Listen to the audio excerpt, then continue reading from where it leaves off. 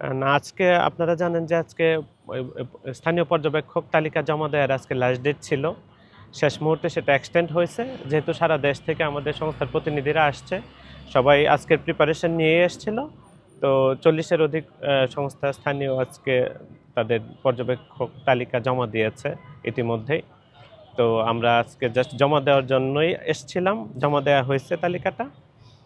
Already হলো ৩০০ আসনের জন্যই পর্যবেক্ষক তালিকা জমা দেওয়া হয়েছে।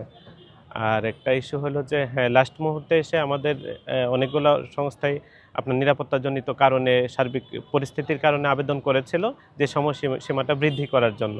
সেটাও এই কিছুক্ষণ আগেই ইলেকশন কমিশন থেকে নোটিফিকেশন পাঠিয়েছে যে সেটা বৃদ্ধি করা হয়েছে। আর সিকিউরিটি ইস্যু নিয়ে তো আমাদের আজকে আসলে কথা হয়নি। আমরা জাস্ট হলো যে ফর্মালিটিজ অনুযায়ী আমরা আজকে আমাদের তালিকাগুলো জাস্ট জমা দিয়েছি। আর নিরাপত্তা ইস্যু তো ধরেন আপনারা জানেন যে পর্যবেক্ষকরা তো আসলে টোটাল কাজটাই ভলান্টারি ওয়ার্ক। এখানে কোনো রকম কোনো বেনিফিটেড হওয়ার কোনো সুযোগ আসলে নেই।